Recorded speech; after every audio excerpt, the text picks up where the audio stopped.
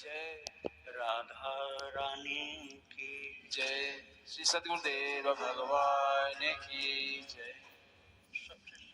कुछ कुछ अवतारी पुरुष होते हैं और ऐसे जब पुरुष जन्म लेते हैं तो वहां ईश्वर की संधिनी शक्ति काम करती है। जैसे आह्लादिनी शक्ति भगवती राधा रानी है, ऐसे संधिनी शक्ति होती है जो भक्त की रक्षा के लिए भगवान की तरफ से नियुक्त होती है। और श्री राधा बाबा, मैंने हनुमान प्रसाद पोद्दार जी महाराज का चरित्र आपको 45 भाग में सुनाया और राधा जी बाबा का पूरा नहीं सुनाया है, तो इसलिए मैं अब सोच रहा हूँ कि ये सुनाया करूँगा प्रत्यक्ष जब आमने सामने हम आप होंगे। तो राधा बाबा का जन्म हुआ था, अथवा प्राकट्य कर सकते हैं, बिहार में जहानाबाद जिले में सोनभद्र नदी है। सोनभद्र नदी के निकट में फखरपुर नाम का एक गांव है, वहां उनका जन्म हुआ था। उनके जो पितामह थे अंबिका दत्त जी, वो बहुत अच्छे संस्कृतज्ञ थे और इनके जो पिताजी थे, राधा बाबा के पिताजी, महीपति उनका नाम था, वो इतने वैरागी थे कि वो विवाह करने को बिल्कुल नहीं तैयार, किसी हालत में नहीं। माँ की बात नहीं मानते, पिता की बात नहीं मानते, बोले नहीं मुझे नहीं विवाह करना और भाइयों का करो।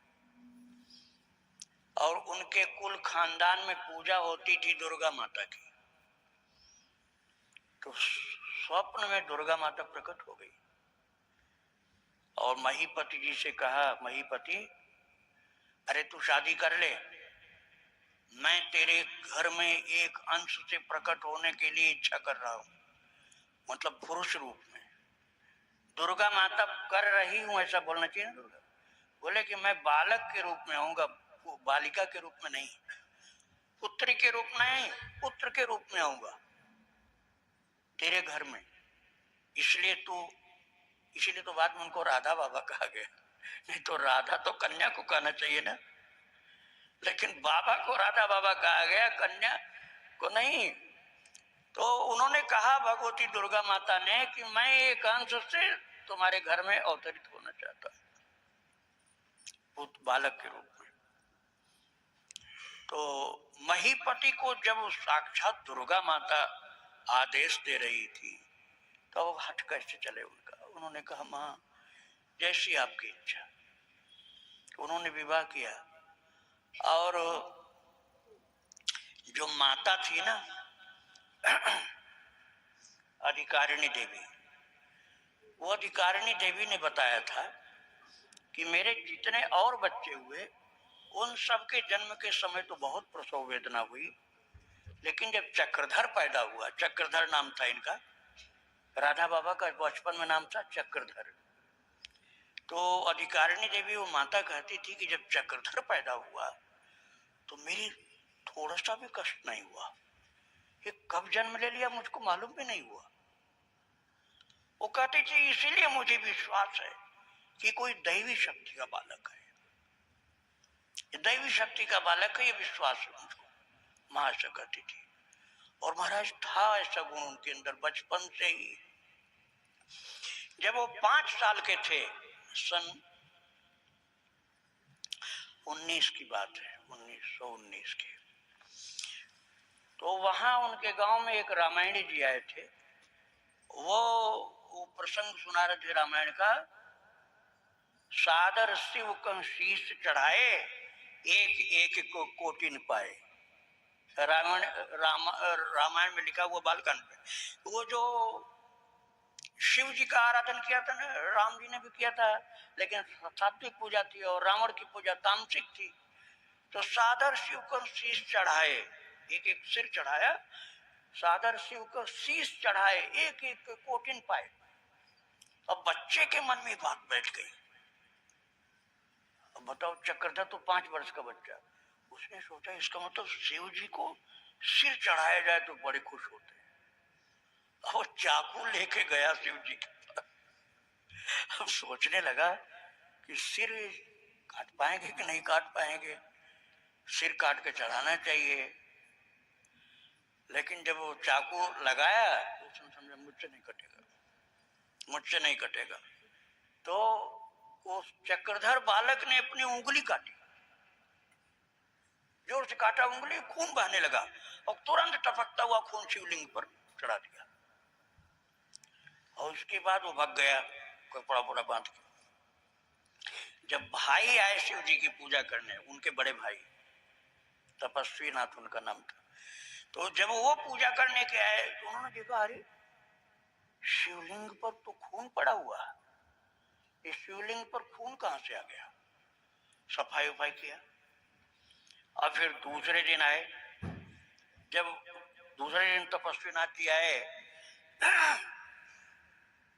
तो उन्होंने देखा फिर खून पड़ा हुआ, मतलब दूसरी उंगली काट, दूसरी उंगली फाड़ी थी और फिर खून चढ़ाया था। अब बड़ा बहुत चिंता हुई बड़े भाई को कि लगता कोई अमंगल होने वाला। अरे शिव जी के ऊपर खून कहां से आगे गिर जाता है। अब उन्होंने सोचा कि अब मैं पकड़ूंगा ये कहां से खून आता है, तो छिप के कहीं से बैठे हुए तो देखा कि छोटा भाई आया और खून काटा उंगली ब्लेड से और टप टप टप खून गिरने लगा और शिवलिंग पर चढ़ाने लगा। उन्होंने पकड़ा तुरंत, अरे ये क्या कर रहा है? अरे रावण ने सिर चढ़ाया था भैया, मैं तो केवल उंगली काट के चढ़ा, मैं तो केवल उंगली काट के चढ़ाया हूं।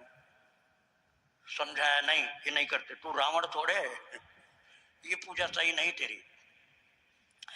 अब उसके अगले दिन क्या घटना घटी कि कोई मृतक लोग कंधे पर ले करके जा रहे थे दरवाजे के सामने से, तो अब उनको याद आ गया चक्रधर बालक को कि मुर्दा जहां फूंका जाता है वहां की राख भगवान शिव जी लगाते हैं अपने शरीर में। आप लोगों ने सुना होगा ना। तो बहुत जगह, अब महाकालेश्वर में तो ऐसा प्रमाण मिलता है कि पहले चढ़ाया ही जाता था, लेकिन अब बंद हो गया, यज्ञ भस्म लगाया जाता है। ब्रह्म मुहूर्त में अब यज्ञ भस्म चढ़ाते हैं, पहले स्मशान की भस्म लगाते थे। तो लेकिन आप वो समझ लीजिए कि शिव जी की नकल हम लोग नहीं कर सकते हैं। शिव जी जय सुख लाग पुरारी अशुभ वेश कृत शिव सुखद, अशुभ वेश कृत शिव सुखद, अवधपुरी नर नारी ते सुखमा संतत मगन। अयोध्यावासी उस सुख को प्राप्त कर लेते हैं जिस सुख को प्राप्त करने के लिए शिव जी अपनी साधना में अपने को छिपा करके स्मशान की राख लपेटते हैं, मुंडमाल पहनते हैं। तो जब प्रेम की उपासना होती है ना, अयोध्यावासी प्रेम की भक्ति कर रहे हैं, वृंदावनवासी प्रेम की भक्ति करते हैं, तो भगवान उनको सब अनुभव करा देते हैं। लेकिन उन्होंने सुना था चक्रधर जी ने, तो वो बालक 5 वर्ष का बच्चा, तो वो मुर्दा ढोने वाले जो लोग कंधे पर लेके जा रहे थे उनके पीछे पीछे पीछे पीछे चलना शुरू किया कि हम आज देखते हैं कि ये लोग कहाँ जलाते हैं। स्मशान घाट देखा नहीं था, तो चलता गया घर से निकल के वो बालक, और वहां पहुंचा जहां स्मशान में वो मुर्दा जलाया गया। अब इसकी बात सोच लिया, अभी तो आ गया, अभी तो मैं कैसे लाऊंगा, जगह देख लिया, रात को आके ले जाऊंगा। और रात को जब बालक आया तो डर के मारे कांप रहा, स्मशान में जा रहा हूँ, कोई भूत न मिल जाए, कोई चुड़ैल न मिल जाए, कोई पकड़ न ले।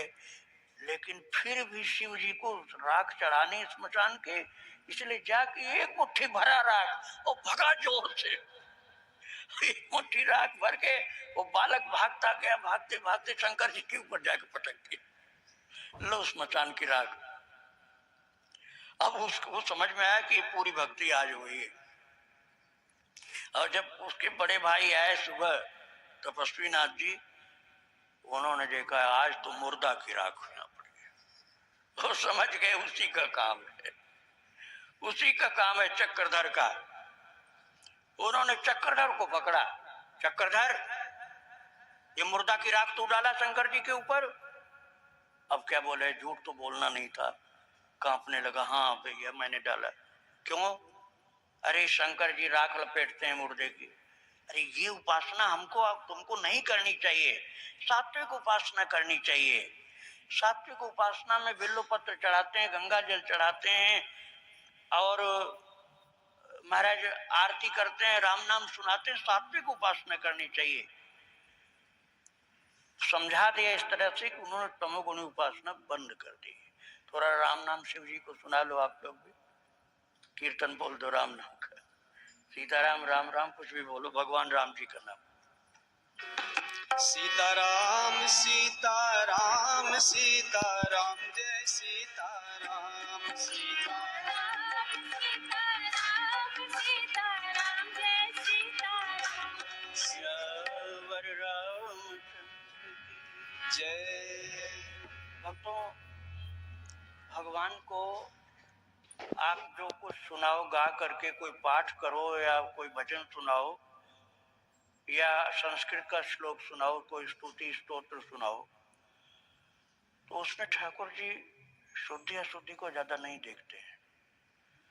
शुद्धि अशुद्धि का विवेक वहां पर जरूरी होता है जहां दक्षिणा लेनी हो, जहां सकाम कर्म हो, जहां अनुष्ठान हो, जहां किसी कामना की पूर्ति के लिए आयोजन किया गया हो, वहां अशुद्ध पाठ गलत होता है। वहां दक्षिणा लेने का अधिकार भी खत्म हो जाता है और उसका फल भी नहीं मिलता है। और जहां भक्ति के लिए करना है, निष्काम करना है कोई पाठ, मैं इसलिए आपको बता रहा हूं कि इसका प्रमाण मेरे पास है। चक्रधर जैसे बालक को जन्म देने वाली माता अधिकारिणी देवी, जो राधा बाबा की मां थी, वो बिल्कुल अनपढ़ थी, एक अक्षर का भी ज्ञान नहीं था, किंतु उस माता को जितना कंठस्थ था, आज हम पढ़े लिखे लोगों को उतना कंठस्थ नहीं है। संपूर्ण गीत गोविंद कंठस्थ था, संपूर्ण गीत गोविंद जयदेव जी महाराज का कंठस्थ था। मैं नहीं कह रहा हूं कि बहुत शुद्ध पाठ करती थी माता, लेकिन कंठस्थ था। संस्कृत तो पढ़ी नहीं थी, हिंदी भी नहीं पढ़ी थी, पाठ शुद्ध भले न हो, लेकिन पाठ सुनाती थी भगवान को। रामायण के बहुत सारे प्रसंग कंठस्थ थे, भागवत के बहुत सारे प्रसंग कंठस्थ थे, सत्यनारायण व्रत कथा पूरी याद थी, रुक्मिणी मंगल आदि बहुत सी जो पाठ की पुस्तक है वो सब याद थी। और महाराज आपने गीत गोविंद की महिमा सुना ही होगा कि जहाँ गीत गोविंद गाया जाता है वहाँ कृष्ण पीछे पीछे भागते हैं। जयदेव जी का चरित्र मैंने सुनाया है तो आपको बताया था। तो ये माता अधिकारिणी देवी जो थी, ये चक्रधर अर्थात राधा बाबा की माँ, ये रोजाना कृष्ण को गीत गोविंद सुनाती थी।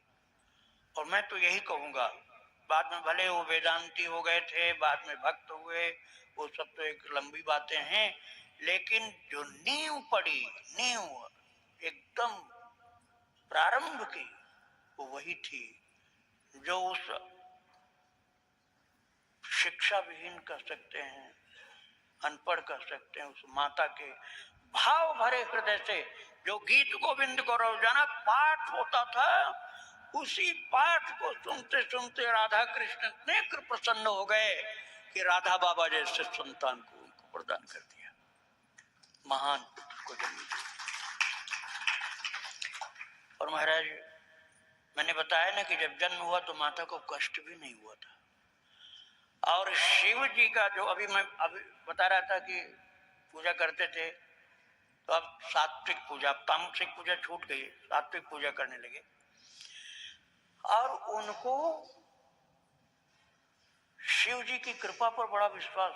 शिव जी का एक नाम विश्वास है, आप मानस पढ़ोगे ना, भवानी शंकरौ वंदे श्रद्धा विश्वास रूपिणौ, तो विश्वास के रूप में शिव जी।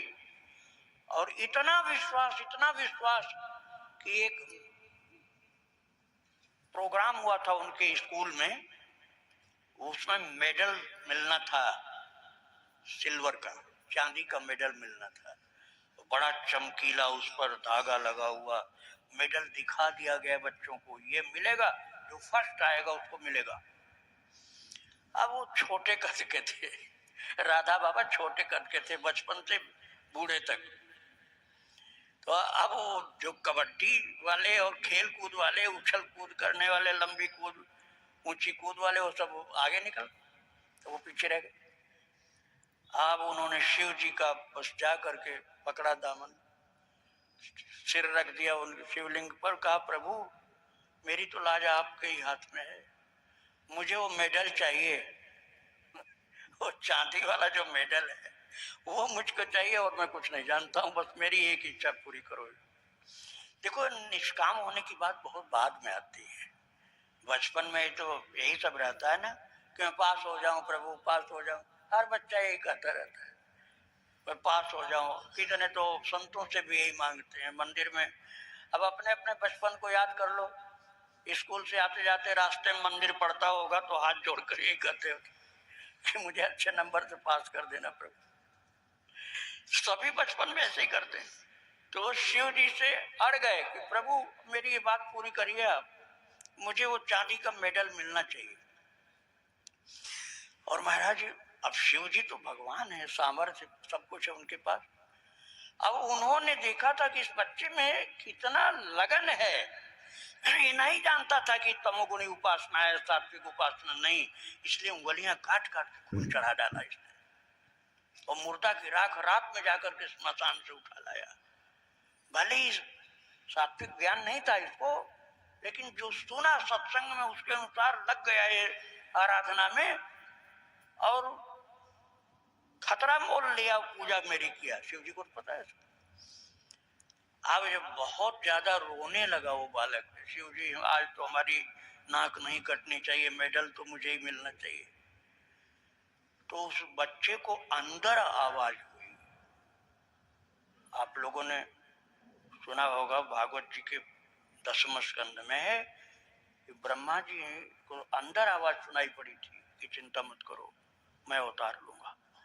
ऐसे ही बालक चक्रधर के अंदर आवाज हुई कि तुम गीत गाना, गीत गाने से तुमको वो मेडल मिल जाएगा।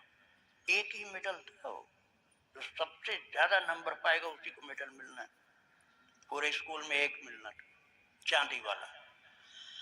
और गीत गाना, वो जानते नहीं थे गीत क्या होता है, उन्होंने म्यूजिक कभी सीखा नहीं, बच्चे को संगीत आता नहीं था, गाना क्या है ये भी नहीं पता था, कोई गाना याद भी नहीं किया था। भाग आ गया भाभी के पास अपने, एक गाना उसने रट लिया और फिर आया। इसके बाद कहा शिव जी मुझको तो गाना आता नहीं। और जब उसको खड़ा किया गया, क्या कर, तुम गीत गाने को बोल रहे थे? हाँ, जो प्रिंसिपल साहब थे उन्होंने कहा कि क्या सुनाना है? बोले गीत सुनाना है हमको। अरे तुम इतने छोटे कद को सब तुमको देख भी नहीं पाएंगे, चलो मेज पर खड़े हो जाओ। मेज पर खड़ा कर दिया, मेज पर खड़ा कर दिया। अब सुनाओ कौन सा गीत गाओगे, हमारे पास तबला भी नहीं, हारमोनियम भी नहीं, ऐसे ही गाना पड़ेगा तुमको। तो बिना तबला हारमोनियम के, बिना ढोलक के, बिना झांझ मजीरा, बिना किसी इंस्ट्रूमेंट के ही तुमको गीत गाना होगा। बोले ये सब हम जानते भी नहीं, हमको गीत गाना है। अब आपको आश्चर्य होगा भक्तों, जब चक्रधर जी खड़े हुए हैं, 7 वर्ष के थे उस समय, 7 वर्ष के बालक थे, सन 1921 की बात है। तो वो हाथ जोड़ के शिव जी को याद किए, तो बोले प्रभु अब गीत गाना है, मुझे तो मालूम नहीं कैसे गाया जाता है। महाराज चमत्कार हो गया। बालक ने मुंह खोला, देखने के लिए उस बच्चे ने मुंह खोला चक्रधर ने, लेकिन गीत गाया शंकर भगवान ने। महाराज शिव जी ने गीत गाया। ये कलयुग की घटना है। अब ये घटना कितनी, 102 साल पुरानी घटना है। 102 साल पुरानी घटना है बिहार में, जहानाबाद जिले में, जहां वो पढ़ते थे अकरपुर में, वह मिडिल स्कूल की बात है। तो जब वो शिव जी गा रहे हैं महाराज, आप कहेंगे भला शिव जी क्यों गाएंगे? अरे उस बच्चे पर रीझ गए थे प्रभु, उस बच्चे पर रीझ गए थे। और ये बात कैसे आप भूल जाओगे कि दुर्गा माता ने कहा था कि मैं एक अंश से तेरा बेटा बन के आने वाली हूं। जब दुर्गा मैया ही उस बेटे के रूप में आई हैं और वही शिव जी से विनती की है, शिव जी स्वयं गाए। वो गीत जब तक चलता रहा, बालक की आंखें बंद थी, मुंह खुलता था, बंद होता था, चलता था मुंह, और महाराज वो नहीं गा रहा था। बाद में बताया चक्रधर ने अपने घर में जाकर कि माँ हमने नहीं गाया था, शिव जी गा रहे थे। इतना सुंदर स्वर विन्यास, चढ़ाव उतार, रागबद्ध और लयबद्ध, और ऐसी कोकिल कंठी की आवाज कि मनुष्य की हो नहीं सकती। महाराज वो गीत समाप्त होने के पहले ही प्रिंसिपल की आंखों से आंसू इतनी गिर रही थी कि वो मेडल उठा लिया। अभी प्रोग्राम समाप्त नहीं हुआ था और चांदी का मेडल उठा लिया। सारे टीचर रो रहे थे, प्रिंसिपल रो रहा था, और सारे बच्चे चौकन्ने होकर देख रहे थे, अरे ये चक्रधर इतना अच्छा गाता है।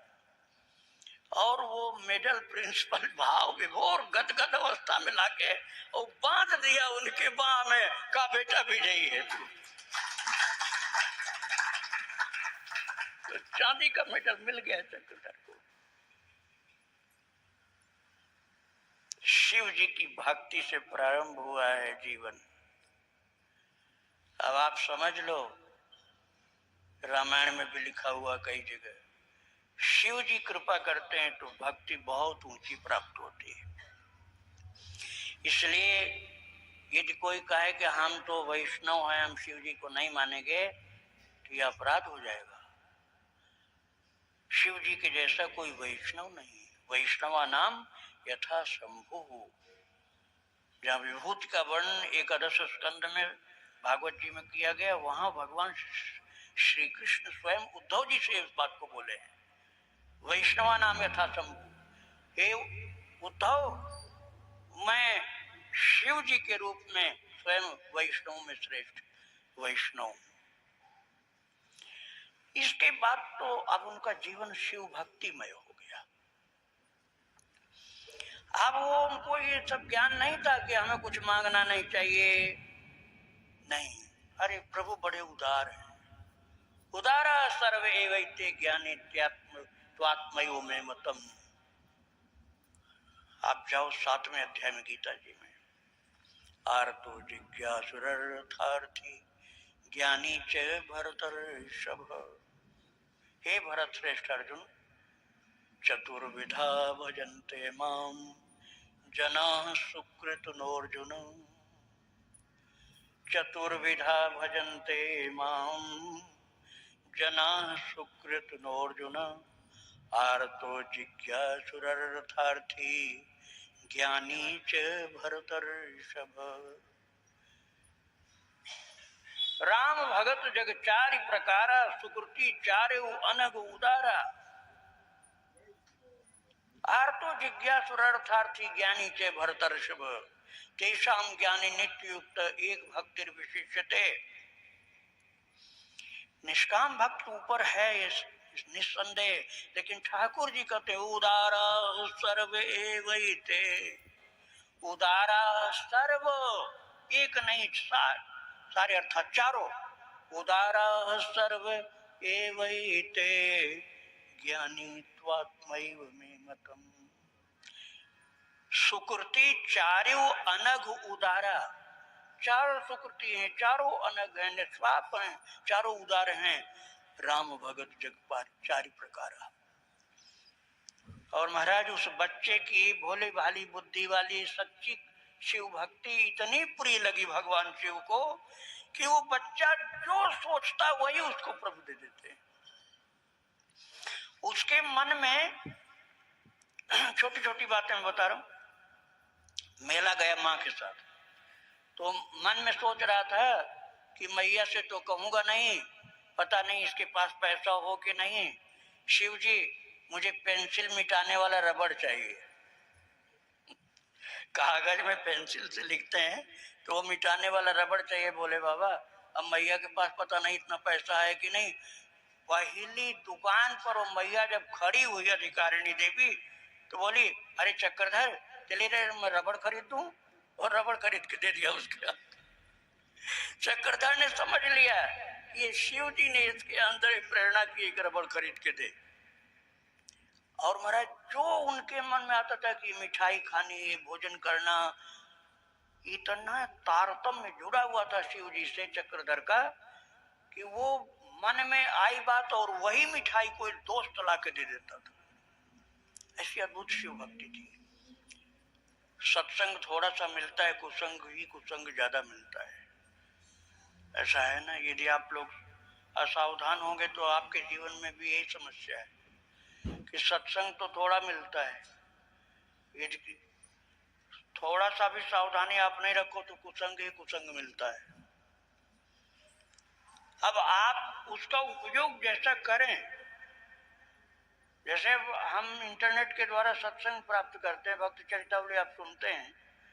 अब आप ये जो भक्त चरितावली सुनने के बाद अपना फोन रख दें कहीं सुरक्षित और नहीं कुछ सुनेंगे तो मिस यूज नहीं हुआ। और आप नहीं फालतू चलाते रहेंगे तो दुनिया भर की न जाने कहां कहां की घटनाएं सुनते रहेंगे जिनसे हमारी भक्ति से कोई मतलब ही नहीं। तो कुसंग और सत्संग में बैलेंस हमको करना पड़ेगा। धीरे धीरे धीरे धीरे कुसंग को कम करते करते करते कम करते करते करते जीरो करना है, और सत्संग को बढ़ाते बढ़ाते उसी में क्लाइमेक्स में पहुंचना हमको। और इसमें मौन बहुत सहयोगी है, सत्य वचन बहुत सहयोगी। अभी मैं बता रहा था अधिकारिणी देवी माता का कि वो पढ़ी लिखी नहीं थी, लेकिन उतना इतना उसको कंठस्थ था माता को। गीत गोविंद पाठ कर रही, पूरी गीत गोविंद को पाठ करती जा रही, गोपी गीत का पाठ कर रही, और बहुत रामायण के प्रसंग पाठ कर रही, उसी में समय पूरा बिताती थी। और जो चक्रधर जी के पिताजी थे महीपति जी, महीपति जी वचन सिद्ध ब्राह्मण के रूप में प्रसिद्ध थे। वचन सिद्ध ब्राह्मण अर्थात जो मुख से निकलेगा वो सत्य होगा। इतना क्यों था? क्योंकि केवल सत्य बोलते थे, झूठ कभी नहीं बोलते थे। चाहे कितनी परेशानी आ जाए जीवन में, झूठ नहीं बोलते थे, असत्य भाषण नहीं करते थे, इसलिए वचन सिद्ध ब्राह्मण माने जाते थे। भाई हम लोग इसमें थोड़ा सा सावधानी ये कर सकते हैं कि हम मिथ्या भाषण नहीं करेंगे, हम सत्य नहीं बोल पाएंगे तो मौन रह जाएंगे। कभी कभी परिस्थिति ऐसी आती है कि उस सत्य को हम हर किसी को नहीं बता सकते हैं, तो सत्य मत बताओ लेकिन असत्य तो मत बोलो, असत्य मत बोलो, सत्य का गोपन कर लो। अरे तुम्हारे भगवान का दर्शन हुआ, भगवान से कोई प्रेम की वार्ता हुई, तो क्या तुम बताओगे उसको? बताना भी नहीं चाहिए। देखन मिश्र मृग विहग तरु फिरई बहोर बहोर। जब जानकी मैया पुष्प वाटिका में राम जी को देख करके घर जा रही थी, तो देखन मिश्र मृग विहग तरु फिरई बहोर बहोर, तो बार बार घूम के पीछे देखती। तो सखियां बोली पीछे काहे देखती हो? देखना था राम जी को, देखना था राम जी को। और सीता क्या कहती हैं? अरे वो हिरन गया ना इधर, बड़ा अच्छा था वो। देखन मिश्र मृग बृहग तरु फिरई बहोर बहोर। अरे वो हिरन गया ना, हिरन का बच्चा बहुत अच्छा, इधर तो गया। राम जी को देख रही और बता रहे हिरन का बच्चा बड़ा अच्छा। वो जो तो मोर गया ना, वो मोर कितना अच्छा नाचता, वो निकल गया और अब उधर सिर घुमाया और राम जी को देख लिया। तो ये छिपाने की बात है, लेकिन बिना किसी साधना के, बिना किसी गोपनीयता के आप ऐसे झूठ बोलो जिसमें किसी की हानि भी हो रही है या निरर्थक, कोई उसका उपयोग नहीं साधना में। साधना में तो छिपाना कोई दोष नहीं, लेकिन सत्य भाषण ही करो, असत्य भाषण नहीं करो। और सत्य भाषण मां ब्रूहेत सत्यम प्रियम, ऐसा सत्य भी मत बोलो कि जिससे किसी का अनिहित हो जाता हो, तब वचन सिद्ध होता है। तो ऐसे व्यक्ति का पुत्र चक्रधर बालक बनता है। अधिकारिणी देवी माता जो गीत गोविंद का नित्य पाठ करती थी, गोपी गीत का पाठ करती थी, भागवत रामायण पढ़ती रहती थी, उनका बेटा चक्रधर बनता है। और महाराज शिव जी तो पीछे पड़े रहते हैं उनकी सहायता के लिए। एक बार एक स्कॉलरशिप वाली बात आई थी कि स्कॉलरशिप उसको मिलेगा जिसका सभी सब्जेक्ट में पूर्णांक आएगा। सभी सब्जेक्ट में पूर्णांक आएगा। वो अंग्रेजों के जमाने की बात है, आज के नियम वाली बात नहीं है। सारे सब्जेक्ट में पूर्णांक आए तब मिलेगा स्कॉलरशिप। और भाई शरीर तो मनुष्य का कोई कोई वीकनेस होती है। सब सब्जेक्ट में पूर्णांक आता था चक्रधर का, और मैथ में फेल हो जाते थे, अंक गणित में फेल हो जाते थे। चक्रधर अंक गणित में फेल हो जाते थे। तो उन्होंने कहा, बोले बाबा अब मुझे स्कॉलरशिप नहीं मिलेगी, मैं तो मैथ में फेल हो जाऊंगा, अंक गणित में फेल हो जाऊंगा। आपको आश्चर्य होगा कि बच्चे के ऊपर शिव जी की कितनी कृपा थी कि शिव जी ने इसका भी उपाय बता दिया। वजीफा स्कॉलरशिप मिल जाएगा, क्या उपाय करना होगा? बोले सब सब्जेक्ट में तो पूर्णांक तुमको मिलना ही है, तुम ऐसा करो अपने बड़े भैया से अंक गणित के 12 प्रश्न का उत्तर लिखवाओ। कितने? 12 प्रश्न सॉल्व करवाओ अपने बड़े भैया से, और उसको कागज में लिखवा के उसको रट डालो।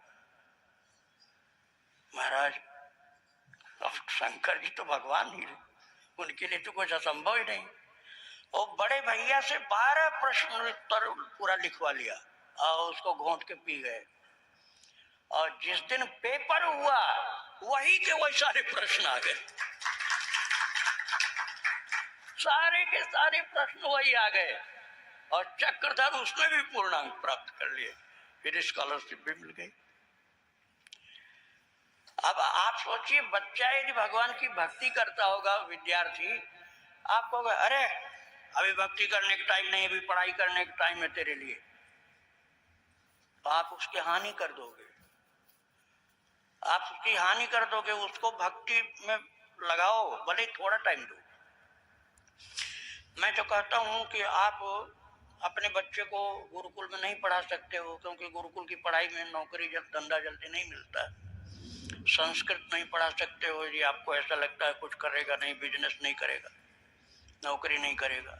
आप कॉन्वेंट स्कूल में, मॉडर्न स्कूल में पढ़ाना चाहते हो, भले पढ़ाओ, लेकिन उसको भक्त चरितावली सुनाओ, एक एपिसोड रोजाना सुनाओ, तो जो हमारे भक्ति का संस्कार प्रभु का दिया हुआ वो तो मिलता जाएगा।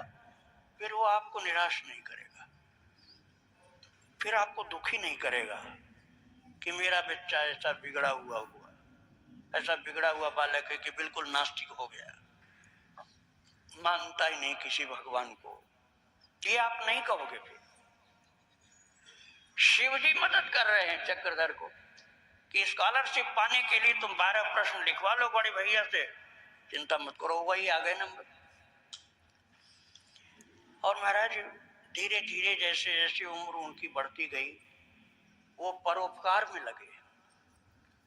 और उन दिनों देश की स्वतंत्रता का आंदोलन चल रहा था, तो ब्रिटिश शासन बड़ी कड़ाई करता था जो इस आंदोलन में भाग लेते थे। आंदोलनकारियों को पकड़ता था, दंड देता था, जेल में डालता था। तो उस समय, अब जो पुराने लोग सब जानते हैं, वो प्रिंटिंग प्रेस तो बहुत कम होते थे, साइक्लो स्टाइल होती थी, वो हाथ से चलाने की मशीन बिना इंजन की, उसको घुमाते जाओ और जो पर्चा लिख के डाला उसी की कॉपी होती चली जाएगी, साइक्लो स्टाइल होती।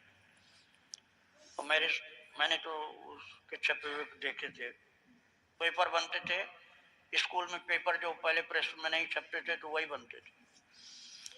तो उन्होंने उस प्रचार के लिए, हमको जो देश के स्वतंत्रता के लिए आंदोलन करना है, उसके पर्चे बनाने के लिए साइक्लिस्ट को अपने पास रखे थे, अपने साथियों को मिलाया और एक ऐसे मकान को चुना जहां कोई ना आवे, क्योंकि उसको लोग कहते थे भूत का मकान है।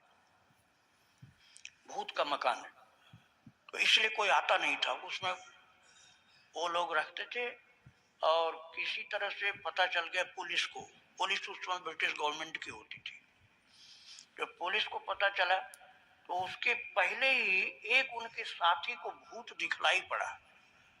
उसने आके कहा, अरे चक्रधर, यहाँ तो ताड़ के पेड़ जैसा एक आदमी खड़ा था। तो उन्होंने कहा तो प्रेत है। चलो हम लोगों ने तो उसको कुछ बिगाड़ा नहीं, जो हम लोग खाते हैं वही उसको भी खिलाएंगे। तो अपना जो तो मुरमुरा था, कुछ गुड़ गट्टा लैया ये सब थी, वही सब रख दिया, एक कपड़ा बिछा के कहा, भैया प्रेत जी, हमको मरने का तो कोई डर नहीं, हम मरने के लिए घर से निकले हैं, तो तुम हमको मार के क्या करोगे, हम जो खाते हैं वही तुम भी खा लो। तो बालकों का भाव इतना अच्छा था कि प्रेत पे शांत हो गया, किसी को परेशान नहीं किया। लेकिन जब पुलिस वाले आए तो सारा वो साइक्लोस्टाइल की मशीन और सारे कागज पत्र वो सब उन्होंने लपेट करके एक बोरी में भर करके और एक जगह गड्ढे में फेंका कि जिससे पकड़ा न जाए। और जब पुलिस वाले ऊपर चढ़ने लगे तो प्रेत खड़ा हो गया ताड़ के पेड़ के बराबर। तो सारे भागे पुलिस वाले, बोले अब कभी नहीं आना, न मर जाएंगे हम लोग। तो प्रेत ने भी उनकी हेल्प कर दी, प्रेत ने भी हेल्प कर दी उनकी, क्योंकि प्रेत शिव जी ने भेज दिया होगा, शिव जी के पास तो इन सब की कमी नहीं। तो उन्होंने कहा होगा जाओ चक्रधर की मदद करो, तो चक्रधर की मदद इस प्रकार से हो गई। और एक दिन गेट पर जहां वो पढ़ते थे, उस गेट पर एक साधु आया। अब पता नहीं साधु को क्या ज्ञान था, कुछ ना कुछ विशेष साधु होगा। एक रमल विद्या होती थी, जो विद्या अब लुप्त हो चुकी है, कहीं किसी को मालूम हो तो अलग बात है, लेकिन सामान्यतः लुप्त है। उसमें भविष्य की बातें, ज्योतिष वाली विद्या वो नहीं है। तो वो साधु चक्रधर से गेट पर खड़ा होकर बोला कि मुझे कुछ भिक्षा दे दो। तो चक्रधर ने कहा, मेरी जेब में कितने पैसे हैं तुम ये बता दो तो मैं दे दूंगा पूरा का पूरा। तो उसने कुछ अपने हाथ पर कुछ गणित किया और बोला, इतने रुपए, इतने आने, इतने पैसे, इतने हैं। महाराज बिल्कुल उतना का उतना ही था। और चक्रधर ने लोभ लालच नहीं किया, सब का सब दे दिया। और इसके बाद उसने कहा, इस सन की, इस महीने की, इस तारीख को तुम्हारे जीवन का सारा कष्ट खत्म हो जाएगा। और बाद में राधा बाबा बताते थे कि उस रमल विद्या के साधु ने जो कहा था, वो मेरा वो डेट था जिस दिन मैंने सन्यास लिया था, और सन्यास लेते ही सारे दुख मिट गए, भगवान से तार जुड़ गया था, संसार से अलग हो गए। सन्यास लेने का मतलब संसार से अलग हो गए। वो बताते हैं उस जिस डेट को उसने बताया था वही दिन था मेरा सन्यास का दिन। संत का दर्शन, शिव जी का दर्शन, दुर्गा माता ने कहा अंश रूप से मैं तेरे घर आऊंगी। और महाराज कितनी कितनी कृपाएं इनके ऊपर हुई हैं। एक दिन एक रामानंदी साधु इनके दरवाजे पर आकर खड़ा हुआ, और कोई उस समय नहीं था, केवल बालक चक्रधर। रामानंदी साधु के भव्य तिलक लगा हुआ था, सुंदर ललाट, तेजस्वी चेहरा। और बालक चक्रधर ने जब देखा एक तक तो देखते रह गए। उसके बाद पता नहीं क्या उन्होंने कृपा की, संत चले गए। और संत के जाने के बाद तुरंत वो बालक बैठ गया अपने आप। और बैठ करके जब हाथ अपने दोनों को घुटने पर रखा और नेत्र बंद हो गए, तो दोनों नेत्रों से आंसू की धार चलती रही। घर में से लोग जब निकल के आए हैं तब देखा है, तब उनकी आंसू रुकी है, क्योंकि बहिरंग वृत्ति हो गई। इसके बाद इतनी शक्ति उनके अंदर हो गई कि वेश्याओं का परिवर्तन हो गया। उनके पिताजी एक राज परिवार से जुड़े हुए थे, महिपति। वो उस राज परिवार में किसी बालक की शादी थी, तो वेश्या नाचने के लिए बुलाई गई थी, तो जबरदस्ती चक्रधर को ले जाया गया। उस समय सन्यासी हो चुके थे, तब भी ले गए इनको। और बोले कि नहीं, तुमको वेश्या का नृत्य देखना पड़ेगा। और वेश्या को सिखाया पढ़ाया गया, तो वो बोलती थी कुछ, तो वो आके बाबा के पास बैठी, बोली कि क्या गाऊं? तो उन्होंने कहा माता जी प्रणाम। वेश्या को कहा माता जी प्रणाम।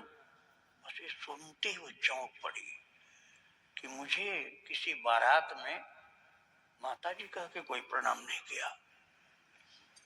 फिर उन्होंने कहा आपको जो सबसे अच्छा लगे वो गाइए।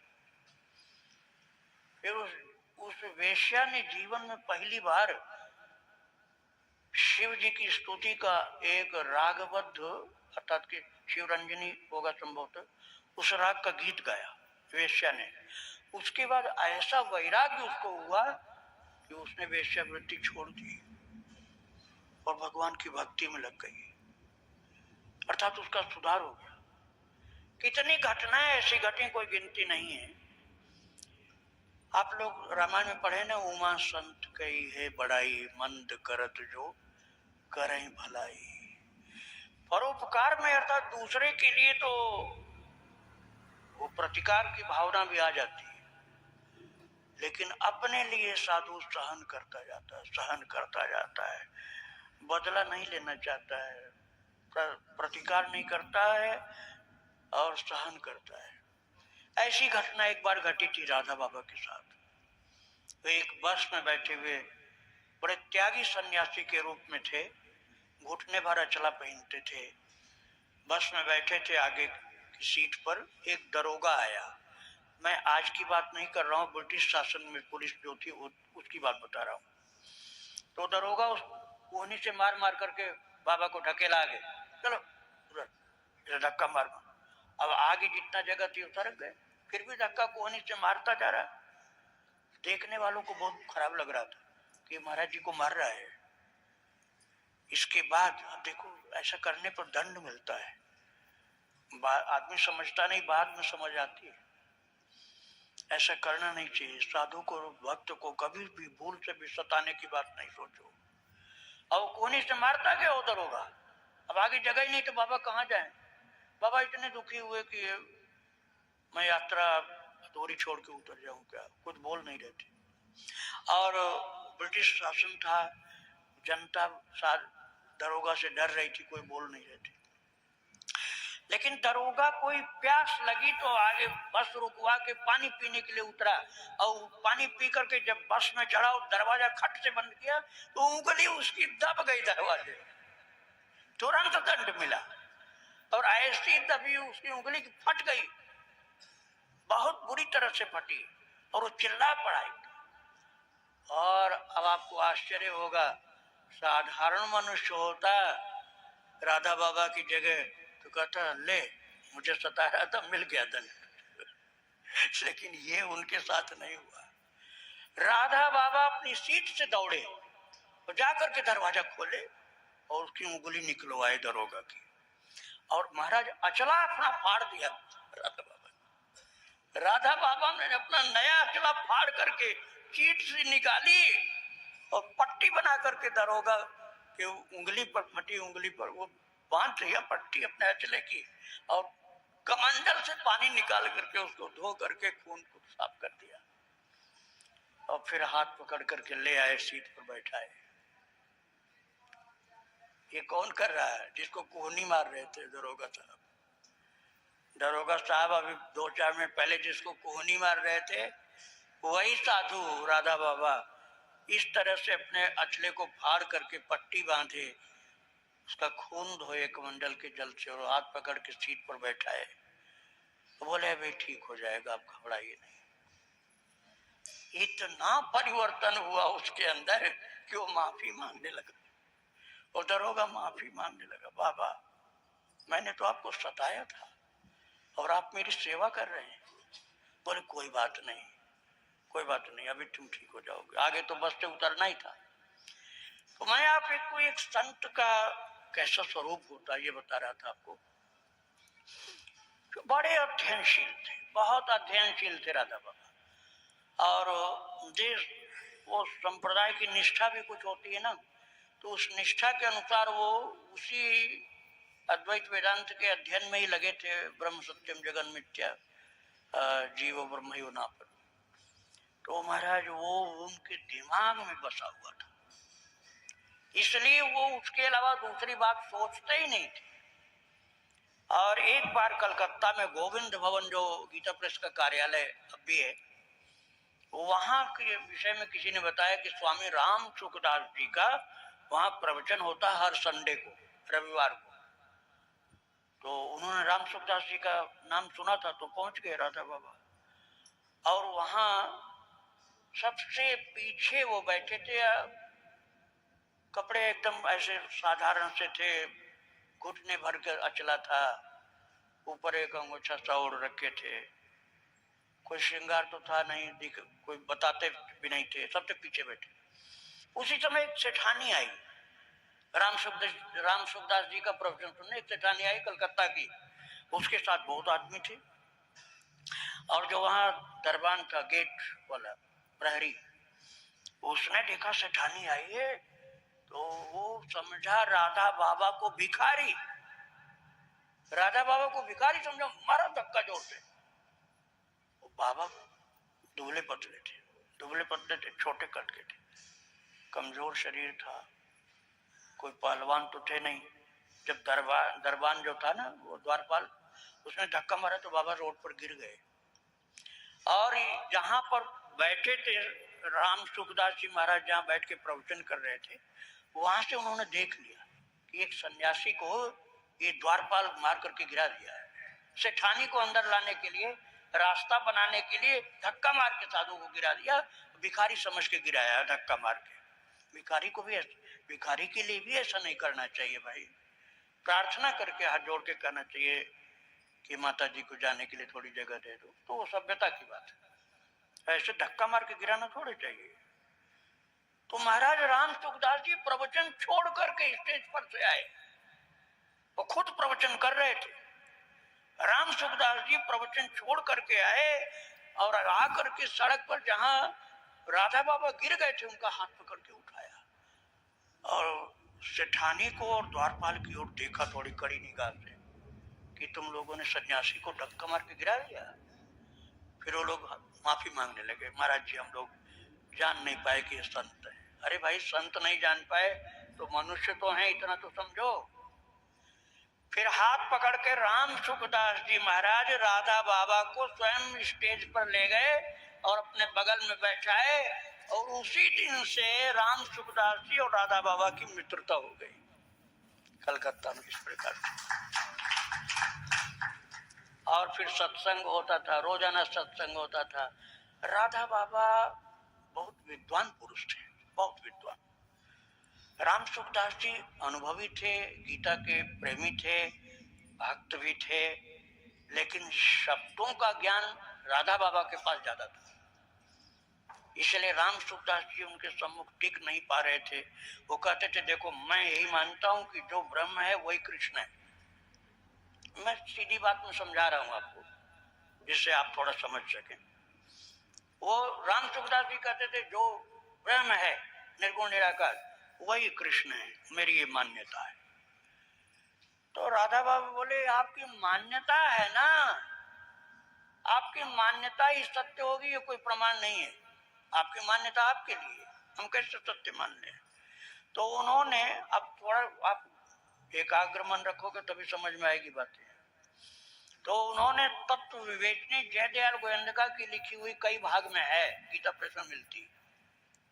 और तत्व विवेचनी जो तत्व चिंतामणि, तत्व विवेचनी तो टीका है गीता जी की, और तत्व चिंतामणि छोटी छोटी पतली पुस्तकें हैं। तत्व चिंतामणि जयदयाल गोयंदका की लिखी, वो ला करके राम सुखदास जी ने दिया। और सेठ जी हम कहते हैं जयदयाल गोयंदका जी को, ये आप पढ़िए। तो उसमें तो अद्वैत वेदांत की बातें थी, लेकिन फिर भी कृष्ण भक्ति की बात थी साथ साथ। बोले अच्छा ये कहाँ रहते हैं, तो बड़ा सुंदर इनका ज्ञान है। बोले ये बांकुड़ा में रहते हैं। तो राधा बाबा ने पूछा है बांकुड़ा कहाँ है? तो राम सुखदास जी ने कहा बांकुड़ा बंगाल में ही है। बोले हमको जाना है, वहां पहुंचा दीजिए। टिकट बनवा दिया और पहुंच गए। और वहां जब जयदयाल गोयंदका जी से मिले तो बहुत प्रसन्न हुए। फिर अब आप बहुत सावधानी से सुनना, कितने महान थे जयदयाल गोविंदका। जयदयाल गोविंदका जी ने गीता प्रेस की स्थापना की थी, बाद में पोद्दार जी महाराज ने उसका सब कुछ कार्य संभाला था। तो जयदयाल गोविंदका जी महाराज थे तो अद्वैत वेदांती, लेकिन एक उनकी अद्भुत विशेषता थी, राम भक्ति में सिद्ध थे। वो राम भक्ति में सिद्ध थे, राम नाम सिद्ध था। और 15 दिन शास्त्रार्थ हुआ, स्टेज पर नहीं, स्टेज पर नहीं, कमरे में। किसका? राधा बाबा का और जयदयाल गोविंदका, जिनको सेठ जी कहा जाता था। उनको राम सुखदास जी बहुत मानते थे। दोनों लोगों का शास्त्रार्थ चलता रहता था। वो कहते थे राधा बाबा नहीं, भगवान तो केवल निर्गुण निराकार होता, भगवान सगुण साकार तो माया का हो गया, सगुण साकार तो माया का हो गया, माया का ईश्वर जो होगा हम उसका भजन क्यों करें। अब बहुत मानोगे तो हम चित्त शुद्धि का साधन मान सकते हैं, लक्ष्य नहीं मान सकते। अब कोई भाई अद्वैत वेदांती लोग नाराज मत होना, मैं उन संतों की बात सुना रहा हूँ आपको, इसमें मेरी ओर से कोई आग्रह नहीं है जो मैं सुना रहा हूँ आपको। तो महाराज सब सुनते थे, 15 दिन हो गए थे, थक गए। जयदयाल गोविंदका जी राधा बाबा के तर्कों के सम्मुख थक गए। मन में सोच लिया कि इनके तर्कों के सामने हम जवाब नहीं दे पाएंगे, तो अपनी सिद्धि का प्रयोग किया है उस महापुरुष ने। कंक्लूजन की ओर हम चल रहे हैं, इसलिए घड़ी देखने लगे। तो सिद्धि का प्रयोग किया है। क्या सिद्धि थी? जयदयाल गोविंदका, जिनको सेठ जी कहा जाता है, जो गीता प्रेस के संस्थापक थे, उनकी सिद्धि क्या थी? अब आप सुनिए। हार गए मन ही मन राधा बाबा के शास्त्रार्थ में। 15वां दिन था शास्त्रार्थ का, कमरे में होता था, सार्वजनिक शास्त्रार्थ नहीं था, वो आपस में 2 ही लोग थे। तब उन्होंने सोचा कि राम जी, आज तुम इस निर्गुण निराकारवादी साधु के मन में अपना रूप दिखाओ, और ये बोल करके, सिद्धि की बात समझिए उनकी, ये बोल करके जो चादर ओढ़े थे बाबा, ये सेठ जी जयदयाल गोविंदका जी जो चादर ओढ़े थे, उस चादर का एक छोर राधा बाबा के शरीर को स्पर्श करा दिया। धन्य धन्य महाराज, संत का वस्त्र, संत के वस्त्र में भी संत का तेज होता है। उन्होंने, जयदयाल गोविंदका जी ने जानबूझ करके अपने चादर का छोर राधा बाबा के शरीर पर रख दिया।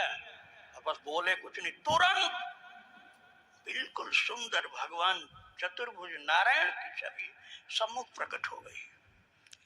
और राधा बाबा हैरान, मैंने तो ध्यान लगाया नहीं, मैंने तो कोई पाठ पूजा भी नहीं किया, इतना सुंदर छवि, इतनी सुंदर छवि, चतुर्भुज नारायण भगवान विष्णु, ये कहां से मेरे सम्मुख खड़े हो गए। अब चौंकने लगे, अंतःकरण में भी अंदर विराजमान, आंखों के सम्मुख भी वही विराजमान चतुर्भुज नारायण। अब जयदयाल गोविंदका जी सोच रहे थे कि अब काम बन जाएगा, अब बाबा मान लेगा कि भगवान सगुण साकार होते हैं। लेकिन राधा बाबा बड़े पक्के थे अपने पक्ष के। वो सोचने लगे, लगता है कोई सिद्धि का प्रयोग मेरे ऊपर किया गया, मेरे ऊपर कोई सिद्धि का प्रयोग किया गया। ये क्या हो रहा मेरे अंदर बाहर, विष्णु भगवान चतुर्भुज। और महाराज तब उन्होंने ख्याल से देखा तो उनके शरीर पर जयदयाल गोविंदका की चादर का छोर पड़ा हुआ था। वो हंसते हुए उस चादर को इधर करके बोले, आपने जादू किया मेरे ऊपर। अरे काटना है तो वचन से वचन को काटो, वाक्य से वाक्य को काटो, ये जादू कर दिया मेरे ऊपर आपने। देखिए अब कोई नारायण नहीं मेरे सामने, अब मेरे सामने कोई नारायण नहीं। आप जयदयाल गोविंदका जी मन में हार मान लिए कि राधा बाबा को मैं क्या करूं, ये तो राम सुखदास की मान्यता को भी ठुकरा दिए और मेरे सिद्ध प्रयोग को भी इन्होंने खोखला सिद्ध कर दिया, चादर हटा दिया, बोले अब तो कहीं नारायण नहीं। अब मामला बहुत गंभीर था। अब जयदयाल गोविंदिका ने प्रार्थना किया, राधा बाबा एक मेरी बात मानोगे? बोले क्या? बोले आप गीता प्रेस चले जाओ गोरखपुर, ये बात कलकत्ता की है जो मैं सुना रहा था, बांकुड़ा की। आप चले जाओ गीता प्रेस और वहां आप जयदयाल गोविंदिका जी बोल रहे हैं, वहां आप हनुमान प्रसाद पोद्दार जी से मिलिएगा, बस वहीं आपका समाधान हो जाएगा। और बोले वो राधा बाबा कि मुझे पोद्दार जी से मिलने की कोई इच्छा नहीं। बोले अच्छा चलो कोई बात नहीं, मैं भी आऊंगा, वहीं मिल जाऊंगा गोरखपुर में, आप जाओ। गोरखपुर भेज दिया। अब मैं समापन की तरफ आपको ले चल रहा हूँ, बड़ा अद्भुत प्रसंग है। और जब भेजा है गोरखपुर उनको, तो वो तो महाराज ऐसे त्यागी तपस्वी थे ना राधा बाबा, कि रेल में यात्रा में कुछ भी नहीं खाते थे, न पीते थे, न पानी पीना, न भोजन करना, कुछ भी मुंह में डालते ही नहीं थे। यात्रा चाहे जितनी लंबी, उपवास ही करना, भूखा रहना। और जब गोरखपुर में उतरे हैं, वो आए थे कहां से? बांकुड़ा से। तो भूख प्यास से परेशान, पूछा गीता प्रेस कितनी दूर है? मालूम हुआ 3 मील। चलते बैठते उठते बैठते चलते चलते थक जाते, फिर बैठ जाते, ऐसे करते करते पहुंचे। तो बोले कि यहाँ सेठ जी गोयंतका जी आए हैं। बोले वो तो नहीं आए। तो जो गेट पर मिलने आए थे सज्जन, उन्होंने कहा वो तो नहीं है। अचानक उनके मुंह से निकला कि आप पोद्दार जी भाई जी से मिल लीजिए। अरे उन्होंने कहा कि हाँ, उन्हीं से मिलने का नाम ले रहे थे। तो वो कहाँ है? बोले वो यहाँ नहीं है, वो यहाँ से 3 मील दूर गीता वाटिका है, वहां है। वो तो बिल्कुल थक के चकनाचूर हो चुके थे, और फिर 3 मील जाना, हिम्मत छूट गई, बैठ गए फिर जमीन पर। तो हमारा दूली चंद नाम था उनका, बहुत भक्त थे वो, जो मिले थे वहां गीता प्रेस के गेट पर। उन्होंने कहा आप चिंता मत करिए, मैं इक्का कर देता हूँ। इक्का तो तांगा, पुराने जमाने का तांगा, कहीं खड़खड़ा बोलते, कहीं इक्का, कहीं तांगा। तो उनका नियम था कोई जीवधारी सवारी पर नहीं बैठते थे, लेकिन ऐसी मजबूरी आ गई कि वो भाई जी के पास पहुंचना है तो बैठना ही पड़ेगा तांगे, चलने लायक हालत नहीं थी। अब बैठ गए, और वहां जब पहुंचे हैं शाम हो गई थी। तो घनश्याम दास जालान जो प्रकाशक और मुद्रक थे, उनका नाम आप लोगों ने कल्याण में देखा होगा, वो बहुत भक्त थे। वो द्वार पर आए। गीता वाटिका उस समय जंगल था, उस समय गीता वाटिका जंगल, गेट के पास एक मकान था बस, और पूरा जंगल, फूल पौधे फल यही सब था। तो उनके द्वारा खबर भेजा कि मैं भाई जी से मिलना चाहता हूँ। तो उस समय वहां पर शांतनु बिहारी द्विवेदी की भागवत कथा चल रही थी। आपको मैं सुना चुका हूँ शांतनु बिहारी द्विवेदी कौन थे? अखंड। उस समय नवयुवक पंडित जी थे वो अखंडानंद जी उस समय नहीं थे, उस समय नवयुवक पंडित जी थे शांतनु बिहारी द्विवेदी। उनकी भागवत कथा चल रही थी, और रात दिन अखंड कीर्तन 3 महीने से चल रहा था। और जब बताया घनश्याम दास जालान ने जा करके भाई जी से कि एक दुबले पतले सन्यासी आए हैं, आपसे मिलना चाहते हैं। अब बहुत बड़ी घटना घटने जा रही है भक्तों।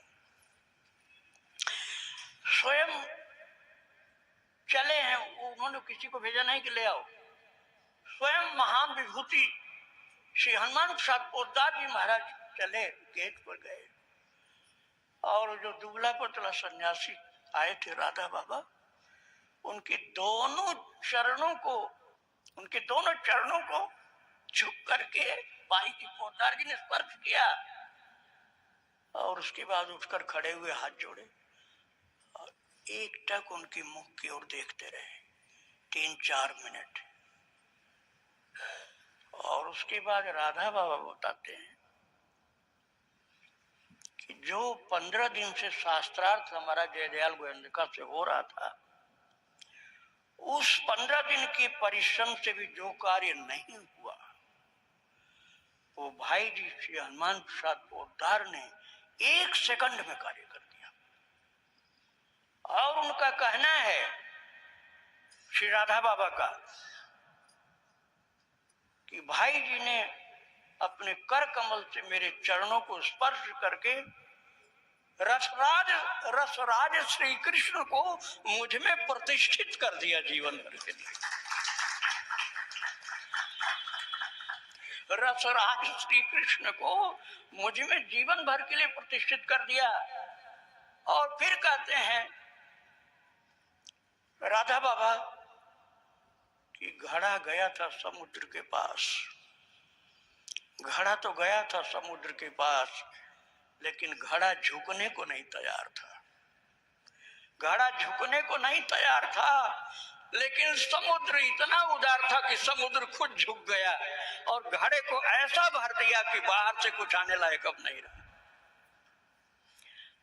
और महाराज ये भी उन्होंने कहा है राधा बाबा ने कि यद्यपि कृष्ण और राधा एक ही हैं, लेकिन राधा रानी महाभाव स्वरूपा हैं और इस परम उदार दानी भाई जी हनुमान प्रसाद पोद्दार ने अपने जीवन की संपूर्ण निधि को महाभाव के रूप में मुझे दान में दे दिया और मैं सदा के लिए अयाचक हो गया और ऐसा भर दिया कि मेरा पूरा जीवन महाभाव का स्वरूप हो गया और रसराज कृष्ण का स्वरूप हो गया।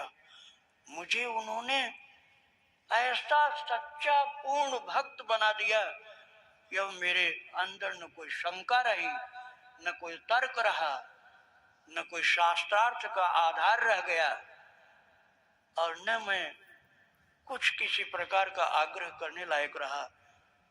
मैं जो हो गया वो कृष्ण और राधा का साक्षात स्वरूप बना दिया उन्होंने। वृंदावन बिहारी लाल।